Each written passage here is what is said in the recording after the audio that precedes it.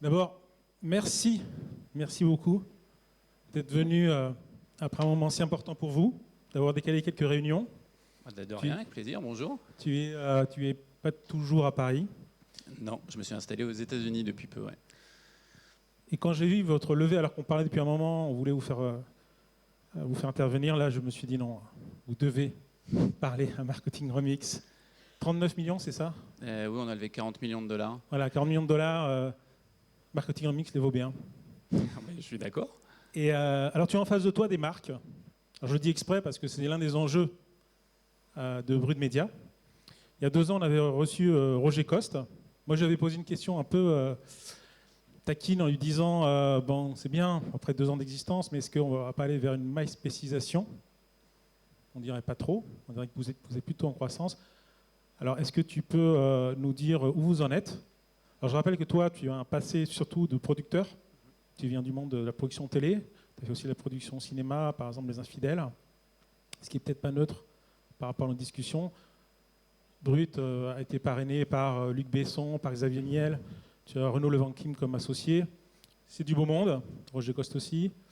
Voilà, ça c'est pour mettre quelques éléments de contexte. Mais aujourd'hui, où est-ce que vous en êtes? Et surtout, qu'est-ce qui marche et pourquoi ça marche? Je vais essayer de répondre de manière courte à ça parce que vous avez passé une journée dense. Merci de me recevoir déjà. Ce qui marche, je pense, c'est 2 choses. C'est le succès de Brut, il est appuyé sur une intuition et une révolution. La révolution, il y a une vraie révolution dans la manière de consommer les médias. Cette révolution, c'est la conversation. C'est assez facile de le dire pour nous parce qu'on est passé un peu après tout le monde, mais les médias traditionnels, comme les médias digitaux d'ailleurs, n'ont pas très bien vu ce mouvement qui est arrivé avec la messagerie sociale. Et le message, le storytelling, y compris le message publicitaire d'ailleurs, a beaucoup été construit de manière top-down, poussé vers des audiences. Là où nous, on est arrivé avec une offre différente, c'est-à-dire qu'en fait, on est parti du principe que les gens en avaient un peu marre qu'on leur dise quoi penser. Et donc on essaye de créer, de donner du contexte à l'actualité, à la société, au monde, et à démarrer des conversations. Bon, il se trouve que quand on essaye de démarrer des conversations, et pas du débat, si on démarre du débat, on fait que polariser les opinions, et ça marche très bien sur les réseaux sociaux, ça fait du clic, mais c'est pas très vertueux. Quand on démarre des conversations meaningful, intéressantes, on arrive à bâtir des communautés. Ça, c'est la première révolution. Et la deuxième chose, c'est que aujourd'hui, Brut, on a 30 millions de personnes qui regardent Brut chaque jour, au moins une vidéo, 300 millions par mois, à travers le monde, principalement l'Europe, l'Inde, on est le plus gros média en langue anglaise sur les réseaux sociaux en Inde, et l'Amérique du Nord, où on est déjà la 2e plus grosse page média américaine sur Facebook. Les 70% des gens qui nous regardent ont moins de 35 ans, et ces gens-là ont un système de valeurs qui a changé. Moi, j'ai 45 ans, donc je ne suis plus un millennial, malheureusement. Mais j'ai grandi dans un monde où il y avait la gauche et la droite et un système de valeurs associé à chacun. Aujourd'hui, le système de valeurs qui marche partout sur la planète pour, en gros, les moins de 35 ans, c'est la responsabilité du pouvoir, le droit des femmes, la lutte contre toutes sortes de discriminations, ce qu'on appelle le social impact et le social good, tout ce qui est tourné vers des solutions, surtout pour des générations qui pensent que leurs parents ont failli misérablement à leur laisser une planète en bonne santé et solidaire, et l'environnement. Il y a beaucoup de journalistes qui me disent que ouais, c'est des valeurs de gauche, etc. En fait, c'est une incompréhension totale de ces générations-là. Ces générations-là, elles sont ni de gauche ni de droite. Elles jugent le monde à partir de ce set de valeurs. Il y a Obama qui a fait une sortie il y a 4 jours sur ce sujet-là. Et soit vous contribuez positivement à ce set de valeurs, et vous êtes good guy, soit vous ne contribuez pas, ou vous contribuez négativement et vous êtes bad guy. Après, c'est des histoires de gauche et de droite. Quand vous comprenez ça, nous, quand on a lancé l'offre éditoriale de Brut, on s'est lancé sur ces sujets-là. Moi, je venais de la télé traditionnelle. J'ai longtemps travaillé au JT de TF1, par exemple. J'aurais proposé ces sujets-là, m'aurait rigolé au nez, parce que c'était soit chiant, soit pas intéressant, enfin bon, whatever. Et en fait, on est arrivé à un moment de la société où toutes ces conversations, elles étaient en train de merger et de se cristalliser sur les réseaux sociaux, et on a explosé avec ces prises de conscience, avec le fait que les gens veulent être entendus, veulent avoir une voix, et c'est comme ça que Brut est né. Alors tu as évoqué plusieurs pays, essentiellement la France, Inde, États-Unis. D'autres pays sont actifs? Aujourd'hui, on est présent en Chine, au Japon, au Mexique, en Espagne, en Angleterre, Ça, c'est vraiment des pays actifs où on produit activement pour ces pays-là. Mais l'offre de brut est une offre globale. C'est-à-dire que dans chaque pays, il y a au moins la moitié de ce qu'on produit, enfin de ce qu'on distribue plutôt, qui est une vidéo, par exemple, française qui va marcher partout dans le monde. Ce qui est génial pour nous en termes de business model, j'ai passé 3 ans dans la Brut à 3 ans dans 10 jours. J'ai passé 3 ans avec des gens qui ont pas arrêté de me dire Brut n'a aucun business model, etc. Bon. Résultat, on est archi rentable en France. Si on lève 40 millions de dollars, c'est qu'a priori, il y a des gens qui... Est-ce que tu peux communiquer des chiffres sur la France ? Non. D'accord. Non. Mais on est rentable en France, on est archi rentable en France. On a doublé notre chiffre d'affaires d'une année sur l'autre.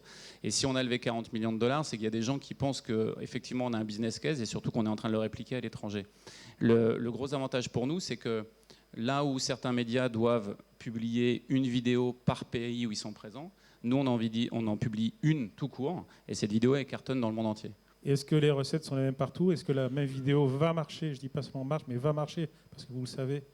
Est-ce qu'il y a des modèles, des patterns, ou est-ce qu'il y a des variations Nous, on a lancé les États-Unis, par exemple. Est-ce que vous êtes un média global, vraiment même au sens de contenu, ou est-ce qu'il y a des variations régionales ? Il y a évidemment des variations régionales, je ne peux pas le nier, mais les variations régionales, elles touchent surtout la culture et le sport. Mais sur ce set de valeurs que j'ai décrit, ça ne bouge pas beaucoup. Après, il y a des pays qui sont plus ou moins sensibles. Par exemple, les questions LGBTQ en Inde.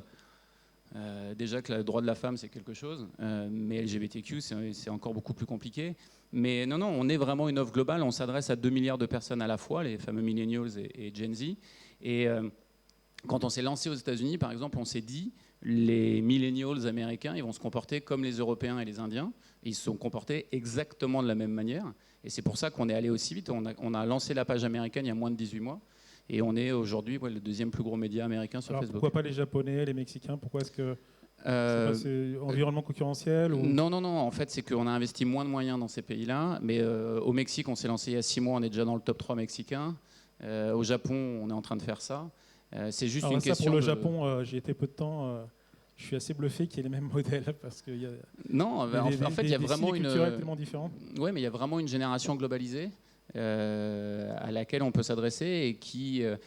Quand vous regardez, il y a pas mal d'études sociales qui ont été menées sur les jeunes adultes à travers le monde. Et leur plus gros problème, c'est l'anxiété.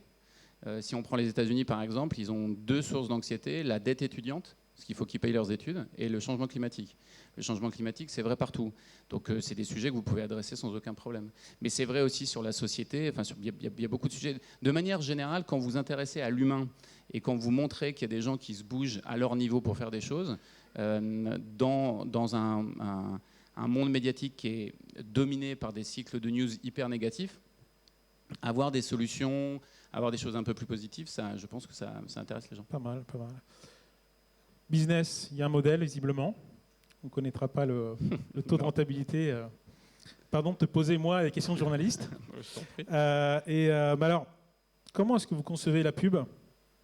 Est-ce que vous avez inventé un nouveau média ? Nous, c'est quelque chose qu'on admire en tant que Views, très modestement. Et comme tout le monde, on s'est dit il faudrait peut-être faire du brut. Beaucoup d'ailleurs ont essayé, ont échoué. Beaucoup arrêtent. Vous partez bien. Maintenant, en pub, qu'est-ce que vous inventez ou pas ? Mais qu'est-ce qu'il y a de spécifique ? Qu'est-ce qui marche ? Voilà. Là aussi, c'est une vaste question. Chez vous. Chez nous, ce qui se passe, c'est un peu particulier.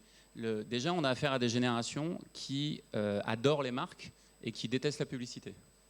Donc, on pourrait faire un sondage à main levée. C'est lever la main si vous aimez l'interruption publicitaire, c'est-à-dire que si vous aimez voir un pré-roll ou un mid-roll dans une vidéo. Bon, voilà. Donc, ça en dit long sur l'avenir de la publicité quand elle est programmatique. Cette expérience-là, elle n'est pas agréable. Donc, le sujet, c'est comment on crée une expérience publicitaire qui intéresse ces générations-là, d'autant plus que ces générations-là, on ne les trouve plus à la télé, parce qu'il y a au moins 50% des millennials qui ne regardent plus du tout la télévision.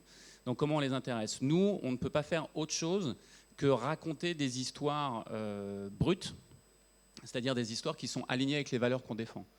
Donc, on a une très grosse intégrité de marque, on choisit nos clients, on ne travaille pas avec les pétroliers, on ne travaille pas avec le tabac, on ne travaille pas avec les armes à feu aux États-Unis, alors qu'on a eu des propositions pour le faire. Et on a eu des grosses propositions pour le faire. Et donc, ce qu'on fait, c'est qu'en fait, sur les réseaux sociaux, ce qui marche, c'est la preuve du message. Ce n'est pas le message qui est poussé, c'est d'accord, vous me dites ça, mais est-ce que c'est vrai ? Et pour que ça soit vrai, il faut un tiers de confiance. Nous, on est ce tiers de confiance et on fait très attention à être aligné avec nos clients. Et donc, ce qu'on fait en fait, c'est que je suis très surpris, moi, de rencontrer beaucoup de marques où à travers la Smart Social Data ou à travers les études qu'on a, nous, de nos générations, qui consomment brut, on a une meilleure compréhension de leur sujet de cœur, en tout cas de la réalité des conversations sociales autour de leur marque, qu'eux-mêmes, ce qui m'a beaucoup surpris. Et ce qu'on fait, c'est qu'on leur dit, voilà le message que vous voulez porter. Bah, nous, on a regardé la réalité de vos conversations sociales. Il se trouve que le message est soit pas du tout en adéquation avec ce qui se passe, soit en résonance, ou alors il y a un concurrent qui l'a pris. Enfin, bon, voilà. Voilà ce qu'on peut nous dire, ce qu'on peut vous dire, nous, à partir des données qu'on a de notre population, des données qui sont hyper qualitatives, sur comment vous devriez vous adresser à eux, comment il faut faire ça. D'autant que c'est des sujets, nous, on vient beaucoup nous voir pour la sustainability, le RSE, etc. C'est des sujets, ça ne sert à rien de faire des grandes déclarations fracassantes. C'est Jacques Pilan qui disait ça de la communication politique, c'est un ensemble de petits pas. Mais ça doit être des petits pas authentiques, crédibles, etc. Donc c'est ce qu'on propose aux marques, et on travaille très bien avec beaucoup de marques en France aujourd'hui et maintenant aux États-Unis et en Inde. Aux États-Unis, c'est pour ça qu'on a levé de l'argent, c'est qu'il faut qu'on monte une force de vente assez puissante. C'est ce qu'on propose, c'est cette réinvention de l'histoire, mais ce qui est génial, c'est que ces générations-là ne font aucune différence dans la source de l'information. C'est-à-dire que ça vienne d'un individu, d'une marque, d'une source média ou d'une agence de presse, c'est peu important pour eux. Ce qui est important, c'est est-ce que c'est légitime, est-ce que c'est crédible, est-ce que je peux y croire, est-ce que c'est authentique. Et c'est là où nous, on se situe, c'est qu'on est comme un label qui renforce la crédibilité du discours de marque. Aujourd'hui, vous êtes, alors on ne va pas rentrer en détail, en plus le temps file, mais vous êtes plutôt sur du branding, ou est-ce qu'aujourd'hui vous êtes capable de proposer de l'engagement, voire de la transaction? On sait que maintenant que ça devient un peu à la mode dans le monde des réseaux sociaux, les Instagram s'équipent des modules de transaction. Jusqu'où vous allez? Pour l'instant, on est beaucoup sur le branding, parce que sur les réseaux sociaux, nous on est un média, on n'est pas une agence. Donc on fait très attention. On a beaucoup testé l'e-commerce. On a généré 150 000 € de revenus en une vidéo pour une jeune start-up qui s'appelle Respire, par exemple, qui est du déodorant éco-responsable. On voit qu'on a des énormes taux de conversion quand on est extrêmement prescripteur, encore une fois, pour peu que les produits soient alignés sur les valeurs qu'on défend. Le réflexe qu'ont ces générations-là, c'est pas tellement le produit, c'est de dire je m'intéresse à ce produit parce que les valeurs défendues par la société derrière sont hyper intéressantes. Donc on travaille surtout, nous, le Brain Lift.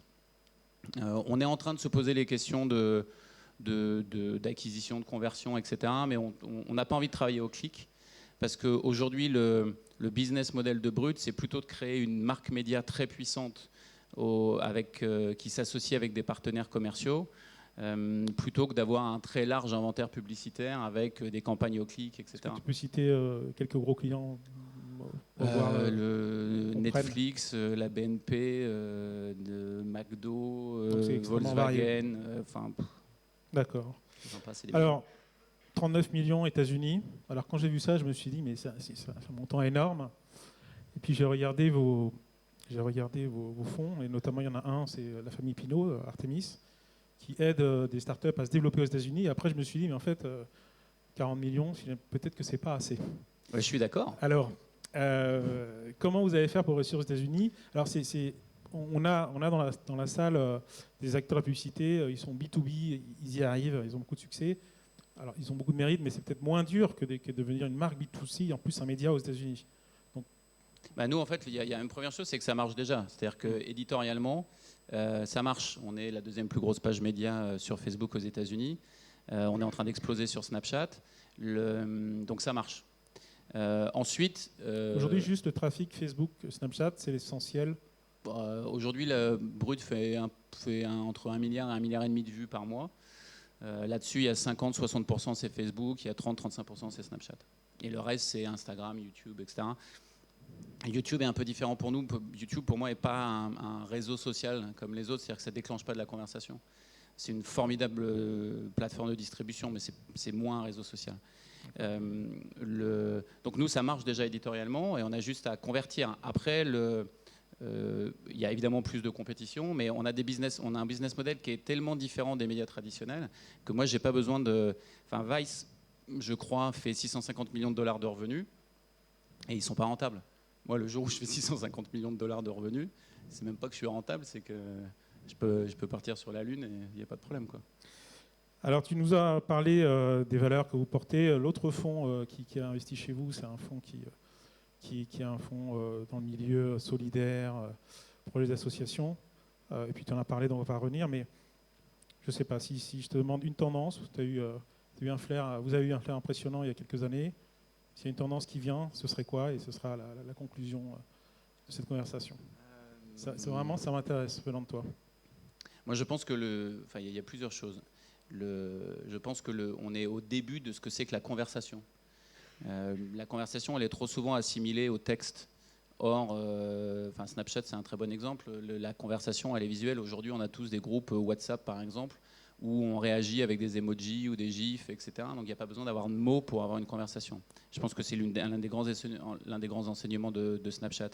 Aujourd'hui, avec l'analyse du langage naturel, par exemple, qui est en train de se développer, il y a des choses qui sont hyper intéressantes. Si je fais des maths... Vous avez de l'intelligence artificielle dans votre moteur? Ouais, je sais pas, on raconte tout et n'importe quoi sur l'intelligence artificielle, donc je ne sais pas trop ce que ça veut dire. De la data, la techno, est-ce que c'est gourmand en techno? On a une douzaine de personnes en techno. Il y a deux choses qu'on utilise vraiment. On utilise du machine learning pour analyser notre back catalogue. On a 80% de nos vidéos qui sont evergreen, donc on a un énorme back catalogue. Ça nous permet d'avoir de la donnée quali sur les générations qui nous consomment. Et on travaille sur l'analyse du langage naturel. L'analyse du langage naturel, c'est la capacité que la machine a à parler et à comprendre comme l'homme. C'est hyper important pour nous parce que si je fais des maths de base, aujourd'hui on fait, on va dire 1 milliard de vues par mois. On a les plus gros taux d'engagement de nos communautés partout dans le monde, par rapport à n'importe quel média, mais des années-lumière devant. Donc on peut considérer qu'on a bien 70-80% de notre audience qui est extrêmement engagée dans notre contenu. Donc si moi je suis capable, à travers de l'analyse du langage naturel, de voir qu'ils se sont engagés sur une vidéo, qu'ils ont commenté la vidéo, et que c'est pas lol ou un truc comme ça, mais que c'est pertinent, je peux m'adresser à eux à travers le langage naturel en disant écoute, on vient de faire cette vidéo-là, mais il y a un point connexe de cette vidéo qu'on a déjà traité, c'est ça, est-ce que tu veux la regarder? Il y a de très fortes chances qu'ils la regardent. Donc si je suis capable de pousser ça, je vais quasiment doubler mon audience vraiment automatiquement. Et puis par ailleurs, il y a un vrai sujet pour nous, et je pense que ça va être la plus grosse, enfin en tout cas pour ce qui concerne Brut, ça va vraiment être la plus grosse tendance, et je pense que les médias ont pendant des années totalement oublié le public. Et nous, on est dans une position extrêmement intéressante avec les réseaux sociaux parce qu'on a une communauté extrêmement engagée sur la base de nos valeurs et on va pouvoir les activer. Donc là, la phase de Brut maintenant, ça va être d'activer notre communauté à travers des offres extrêmement inédites, des choses qui n'existent pas sur le marché aujourd'hui, qui vont nous permettre de lier les deux gros sujets qui sont comment on fait monter la notoriété de sujets intéressants pour eux, pour notre communauté. Enfin, notre communauté en France, c'est 7 millions de personnes. Et comment on crée de l'impact sur l'ensemble de ces sujets. Donc c'est ce qu'on va dévoiler début 2020. Et je pense que de toute façon, quand je vois ce que c'est que les Gen Z, je ne sais pas s'il y a des gens ici qui ont des enfants ados, mais ils sont activistes, vraiment. Donc ça va être marrant. Il y a une étude d'Avas, enfin marrant, je ne sais pas si c'est le terme, mais il y a une étude d'Avas qui est sortie il n'y a pas très longtemps qui dit que 87% des marques pourraient disparaître demain, tout le monde s'en fout. Celles qui restent, c'est les marques qui sont meaningful. Donc qu'est-ce que ça veut dire que d'être meaningful? Qu'est-ce que ça veut dire d'être assis sur un certain nombre de valeurs? Nous, on est parfaitement là et c'est ça qu'on travaille. Et c'est ce qui fait aujourd'hui le succès de Brut, d'autant qu'il n'y a pas d'exemple à l'international. On est les seuls sur ce créneau-là. Et c'est une aventure génialissime. Guillaume, merci. Sacrée inspiration, sacré déroulé de l'inspiration. On ne peut qu'admirer ce succès mérité. Merci sur du beaucoup. Contenu, sur de fond, nous, chez View, c'est ce qu'on aime aussi. Merci infiniment d'être venu. Merci. Passez nous voir.